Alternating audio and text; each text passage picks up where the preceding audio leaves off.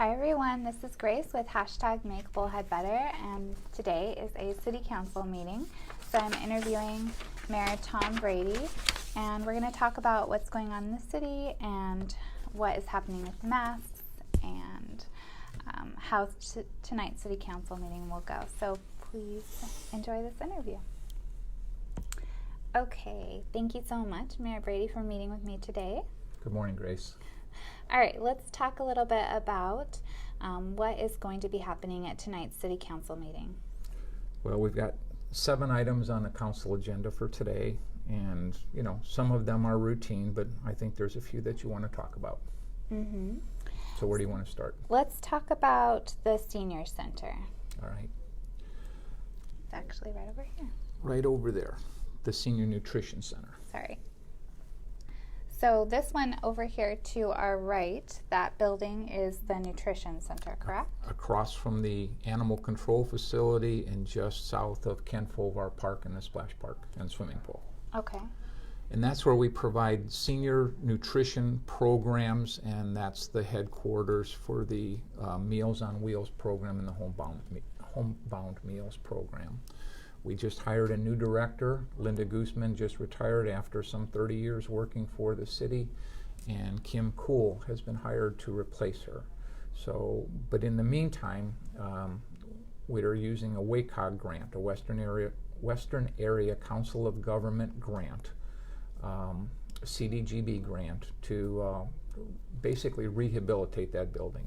That building was built, I think it was back in the 70s, and the roof is leaking, and there's some problems with it. So we're using grant money to rehabilitate it. We just opened the bids on it. The bids came in a little more than expected, so we're being asked to use a little general fund money to cover the shortfall. And the shortfall are things that we feel are very important. We didn't want to cut back on anything. We've got like a $12 million reserve, so we're just basically using some of our reserve money to cover that shortfall. So with Mrs. Kuhl taking over, what are some new ideas that you think will come forward that will benefit the city? Well, in addition to doing the nutrition site and the programs that take place there, we're also going to take over the senior center building, which is the one that's just to the west of that. It's the red tile roof. It's the building, red tiled one. And Kim will now be responsible for also doing recreation programming out of that building. So it's in a series of, it's in a state of flux right now. We've got a new nutrition director and a new rehabilitation on the building. So we're just looking at best ways to improve services to our citizens. I think that's wonderful. I think that this is a perfect area of town, and also it'll be nice for seniors to get out and have a place to go. Exactly. Okay, let's talk about Reptelis. Reptelis is the financial consulting company that we've hired all along to help us with the EPCOR condemnation.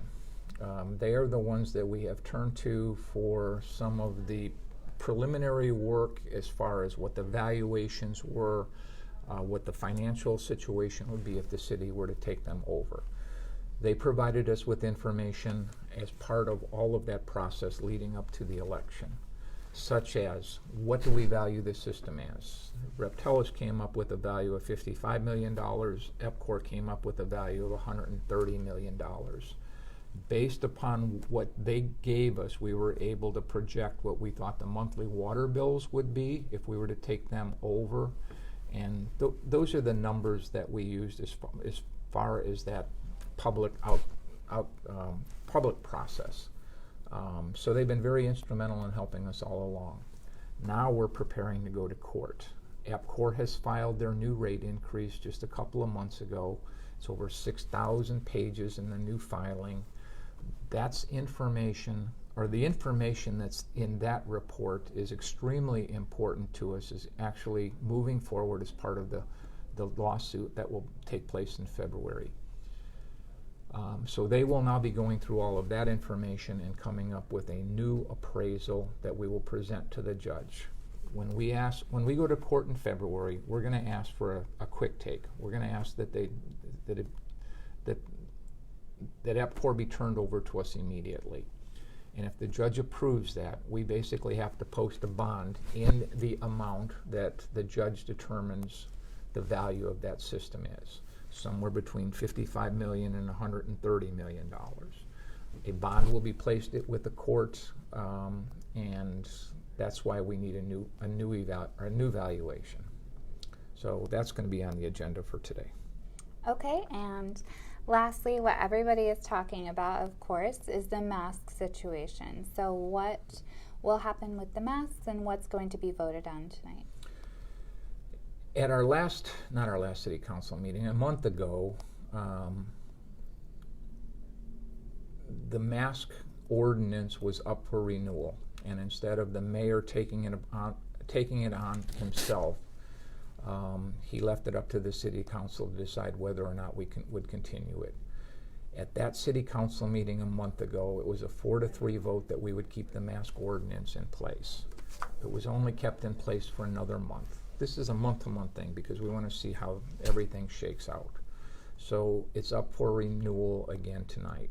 So I'm not certain how it's going to shake out. But what I can tell anybody who's viewing this now, regardless of what we do tonight, it's not going to go away here in Bullhead City. It will go away for some, but it's not going to go away entirely, as many people think it will. They believe that if we do away with the mask at the city council meeting, that everything will be open. Nothing could be further from the truth. For instance, the public schools will all be reopening. They are going to require masks. Mojave Community College, they're going to require masks until the start of the next semester. All the casinos in Laughlin require masks. All of the businesses in California and Nevada that are close by that we frequent, they are going to require masks. The governor's executive orders still are going to require masks in restaurants and bars and gyms. Those will not go away regardless of what we do here tonight at the Bullhead City Council meeting. Masks will be required as far as the governor's mandates. And then another interesting twist on all of this is that ever since the pandemic started, many of the big corporate retailers have developed their own mask policies. And in researching who those are, it's interesting. And just for example, in addition to all of the restaurants, which are already covered, I won't mention the ones that have their own policies, but things like Starbucks, Safeway, Smith's, Circle K, CVS, Home Depot, Kohl's, Lowe's, PetSmart, Sam's Club, Target, Walgreens, Walmart. Those are all businesses that are located in our community, and corporate America has mandated that masks will be worn in their stores until further notice. So regardless of what we do tonight, masks will still be required for a good portion of Bullhead City. Okay. And could you talk a little bit about the census? I know it's kind of winding down now, and we still have kind of lower numbers, and we need people to take the census. I know some people have been getting people coming to their houses, and they have said they don't want to take the census. Can you explain why it's so important? Well, the census is done every 10 years, and it's just unfortunate that at this 10-year stretch, we're in the midst of a pandemic, and people are afraid to answer their doors. But the census is extremely important to Bullhead City. We don't rely on any kind of property tax in Bullhead City, whereas most cities in the east, they have huge property taxes. We don't have a property tax for Bullhead City. We have a county property tax, but we don't have a city property tax. So we rely on state shared revenue, and we rely on fees and service and charges and state support. That state support is typically based on the number of residents that we have. When they distribute money that comes down from the federal government, or they distribute money at the statewide level, it comes back to the cities and counties based upon your population. So it's extremely important that we get an accurate count and not a serious undercount. And right now we're looking at a serious undercount. So this could amount to millions of dollars every year, and over the course of the next 10 years, it could amount to tens of millions of dollars in lost revenues to the city.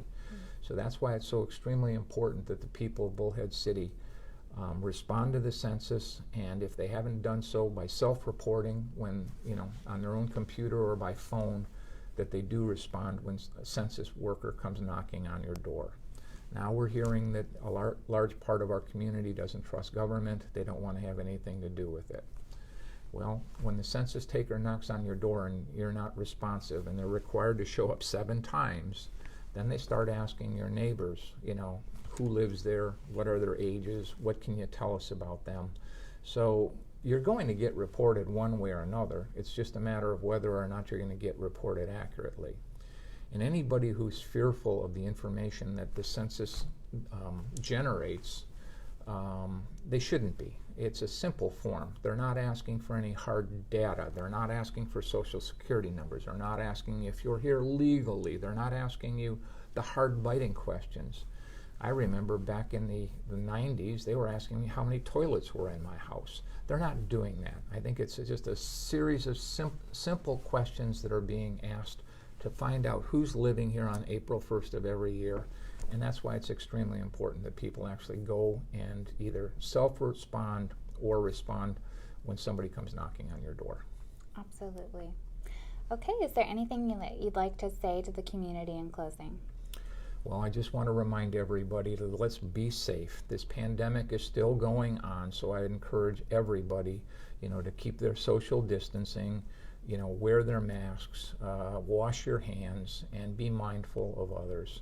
We're all in this together. We all need to do everything that we can to stop the spread and to be safe and to protect those who are most vulnerable. So God bless you all, and thank you, Grace, for this interview. You're welcome. Thank you everyone for watching. If you would like to come to the City Council meeting tonight, it is right across the street right here. It's at 5:30. There is lots of social distancing, but you can come. There's a call to the public for the first, however many people come up there, and you can come, talk about any events that are happening in the city, talk about, whatever you want pretty much, but it's a good time to just come, hear what's going on in the community, and get involved. So thank you everyone for watching, and have a good day.